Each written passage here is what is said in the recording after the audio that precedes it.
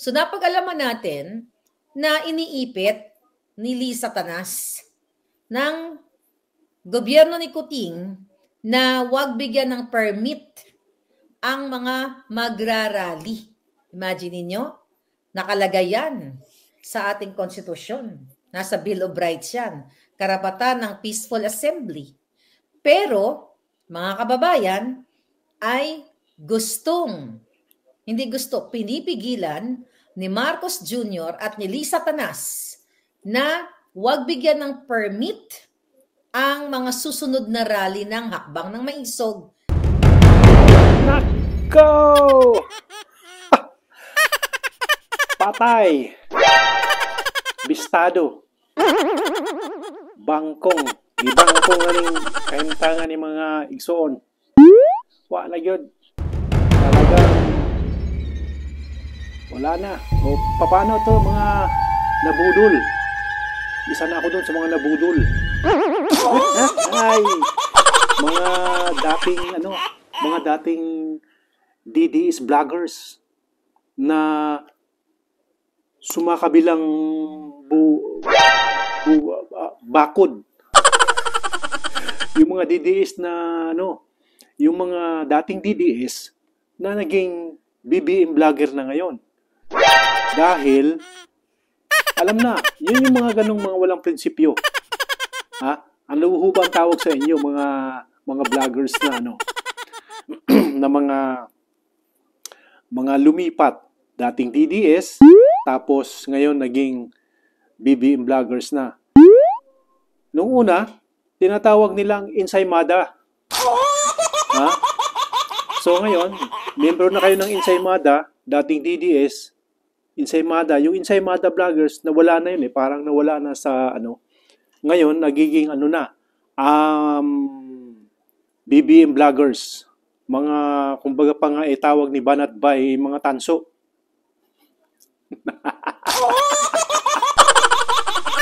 Ano yan?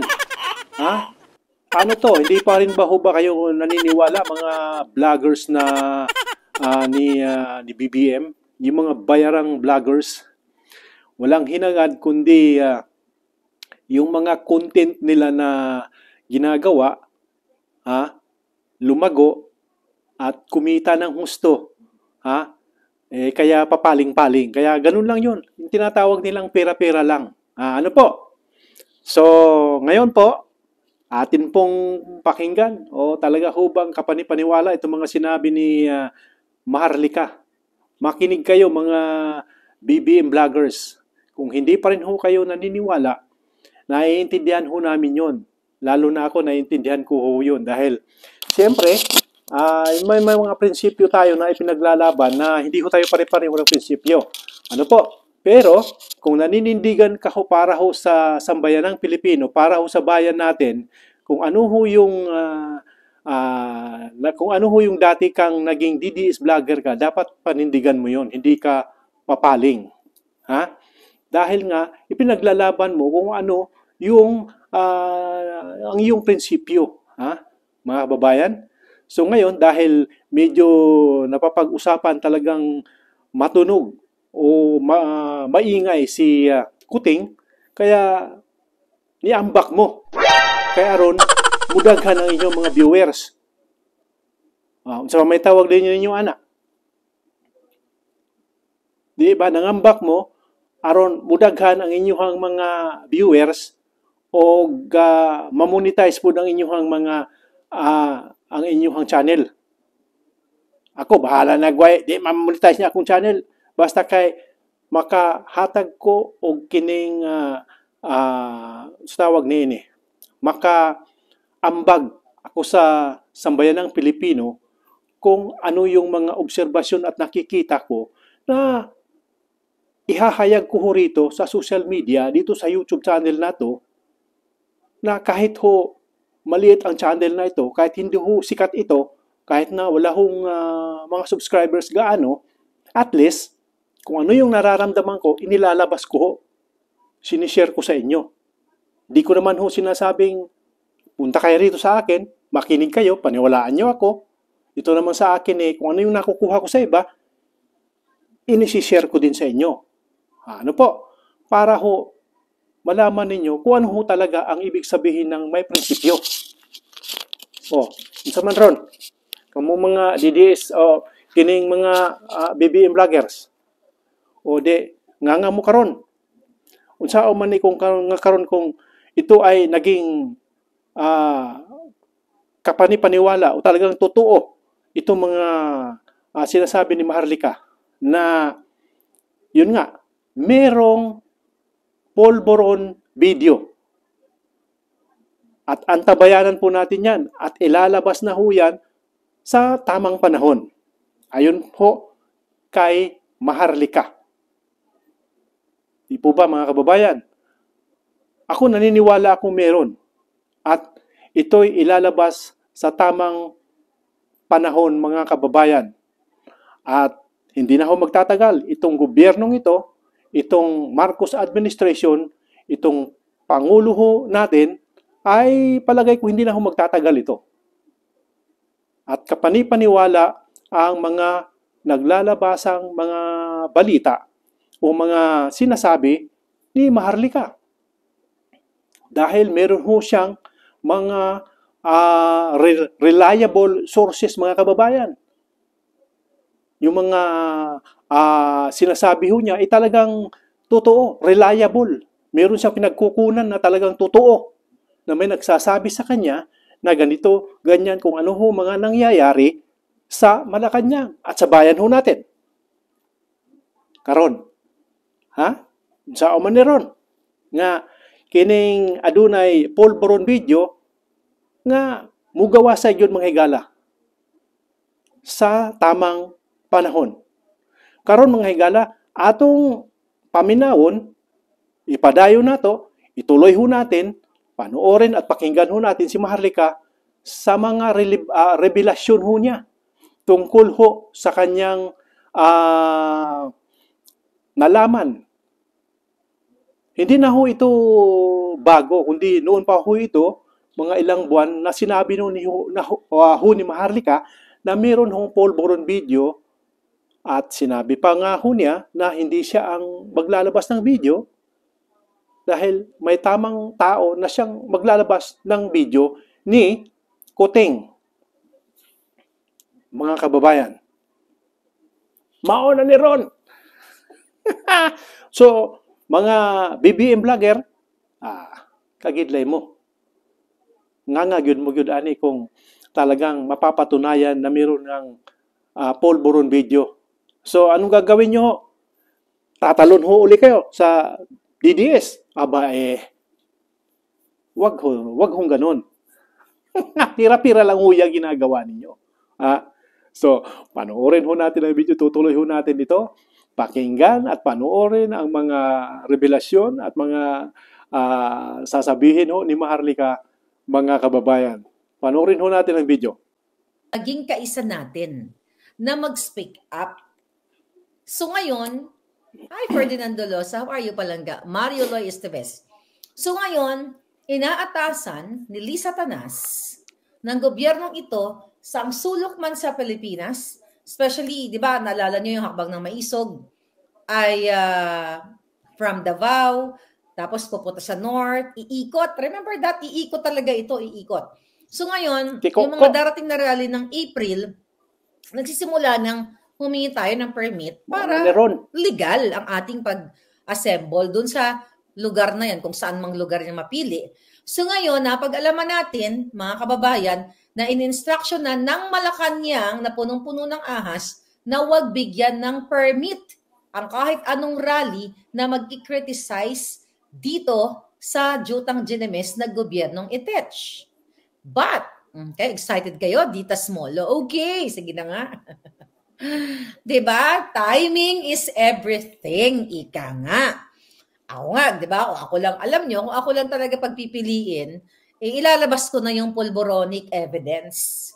Okay? Kaya naman natataranta sila. So may mga nakausap tayong mga grabe, sobrang reliable. Not only that, I saw the evidence. I may say now, I saw the evidence. Kuting, kaya ba kayo nagsapa ka, nagbatuhan? Dahil hindi nyo na nakakayanan ang pressure ng aming boses.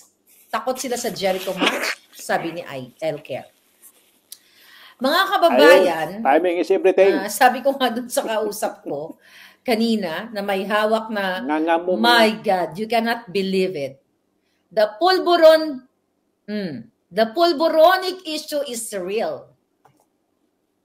Grabe, you cannot believe it, darling. Pero, sabi ko nga doon, kung napagtiisan ko since August of Kuting. 2022 na nilabanan ang jutang jinining Nako. kuting na gobyerno, Dahil bangag. then, ilang buwan na lang ba? Kung anong gusto nila, nang may hawak nitong pulboronic na ito, evidence, maluloka kayo. Lahat ang sinabi ni Pangulong Duterte doon sa Maisog Rally na sinasabi niyang meron siyang hawak na ebidensya, may nakita siyang ebidensya, nakita ko na. Kuting, ang kapal ng mukha mo ko sa'yo bago ka karayin. Ay, nako. Lumisan ka na kung ayaw mo mapahiya sa taong bayan. Dahil the moment na inilabas itong ebidensya laban sa'yo, ang kapal ng mukha mo na mananatili ka pa sa pwesto. Right? Sabi ni Ronnie, wag mo na ilabas ang pulboronic evidence, sayaan mo na muna. Well, sabi ko nga sa inyo, darating ang tamang panahon. And now, dun sa mga in-expose ko sa inyo, since 2022, alam ko naman, you know that already. Pero nadagdagan yung ebidensyang nakita natin. Mao. Na itong si Marcos Jr. ay talagang bangag na bangag. At hanggang ngayon, ay patuloy ang kanyang sesyon. Diba? Baka mababadaan kayo sa BGC. Diba? Diyan nakatara si Sandro, yung kanyang Junakis. Baka mapadaan kayo dyan at makita nyo yung kanilang mga sesyon-sesyon. Dahil dyan din nagsisesyon si Kuting. Dati pa. But now, syempre mas masarap sa Malacanang, di ba? Gising nga ng madaling araw si Kuting, sabi niya silang magkakaibigan. 2:00 ng madaling araw, minulto daw sila. 2:00 ng madaling araw. Kaya ang sabi ko, 2:00 ng madaling araw, ba't kagising dun sa sulok ng maidilim? Ibig sabihin, nagpupulburon ka. Or ano ginagawa mo? Alam nga naman, nag-orgy sila. Asam, anak, madam. Nabili na nila ang building sa BGC, sabi ni Trollbuster. Katul. Oh, wow. Grabe, ano? So, mga kababayan, stay cool. I will try to stay cool. So, dun sa mga ginigipit, kayo dyan, Pastor Kiboloy, Arnie Teves, na ngayon lumalaban ka dyan sa iyong asylum, dyan sa Timor-Leste, General Macanas, okay, the General's View, lahat ng ginigipit, Attorney Vic Rodriguez, wala naman kasi Attorney Glenn Chong, na mamaya makakapiling natin, lahat ng mga ginigipit kayo, mga OFW, konting kembot na lang tayo. Yes, 100% malinaw pa sa sikat ng araw ang pulboronic evidence na pertotohanan na si Kuting. Kaya mag-fiesta na kayo, palitso na kayo. Mag-party na kayo. Grabe, syokot ako. Sino na syokot? Sabi ni Superga na syokot ka. Okay? Si Syndicate, why I can't send sticker? General Bantag, konting kembot na lang yan. Imagine ninyo. Talagang dapat nawakasan ito. Si pulboronic Kuting. Nakakahiya sa buong mundo maliban sa isyo nila sa pagnanakaw sa kabanambayan.